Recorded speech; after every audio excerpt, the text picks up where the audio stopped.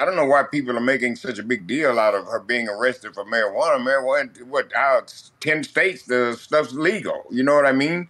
Yeah. So if she ain't selling no weed or she wasn't caught with no pounds and kilos and nothing, you know, who cares? Well, I don't understand the problem.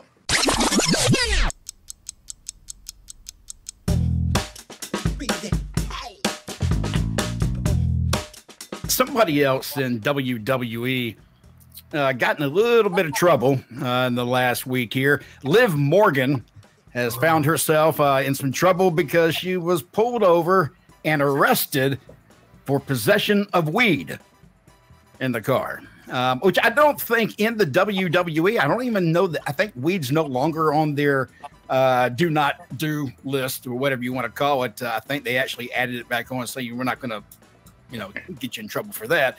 But have you heard anything, updates at all, Bill, about Liv Morgan's situation? I have not. It's unfortunate that when something like that happens, that it's a celebrity like she is in the wrestling business, that it's blabbed all over the place on the internet. So, yes. Well, let me ask you this: where was she arrested at? Somewhere in Florida, and I thought in Florida, is Florida not a legal state for weed? Well, I don't know. I know that there are some dispensaries there. You know what I mean? I do know that, but I don't know about the legal part of it. But what I'm saying, I don't know why people are making such a big deal out of her being arrested for marijuana. Marijuana, what, out 10 states, the stuff's legal. You know what I mean? Yeah. So if she ain't selling no weed or she wasn't caught with no pounds and kilos and nothing, who cares? Well, I don't understand the problem. Sometimes I think that we focus on the wrong things, on people, and we start trying to. If there are other ways of taking care of business other than that. Although I think she was driving, just to make this clear, I believe she was driving erratically, and that is why she was pulled over.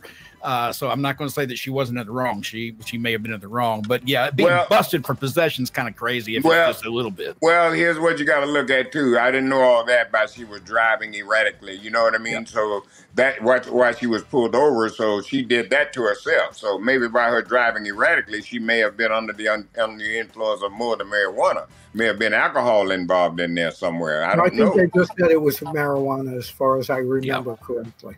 Yeah. Teddy, back in your day, traveling up and down the road, I would imagine if cops were handing out tickets for smoking weed in the car, you probably would have had a lot of tickets flying around, would you not? Oh, well, the trunk would have been overloaded with tickets. We wouldn't have. Who would have been paying the most money for those tickets, Teddy? Well, I mean, I don't know. Everybody would have to just chip in. You know what I mean? Maybe it would have been Jake the Snake. You never know. Never know. Never know. Yeah, but AJ Styles, Bill, when he came out, did you notice the big difference in AJ? Oh, not only was he tan, but his build was incredible. I've known AJ since the day he started. Never seen him cut like this. Yep. Never. Yeah, this and the biggest I've seen him too. If you wanted the truth of the matter, he cut big. He just looks like he took advantage of his time off. And I think that's one thing that the wrestlers have a problem with. And I'll get right to you, Teddy. But a lot of wrestlers will take that time off. And when they take the time off, they don't work out. If you can get yourself in better shape and rehab that body and get it back to where it needs to be, take advantage of that time. But a lot of times guys come back and it's like, what did you just sit in a chair the entire time you've been gone? AJ came back, and Teddy, he looked incredible. Well, I know AJ, known him for a long time. Yeah. So, he's kind of like me. He's a gym rat. You know what I mean? So you can't sit around and not do anything with your body. I mean, it's just ridiculous. I mean, after so many years, I don't know about other people. I'm just saying about me. This has become like a drug to me.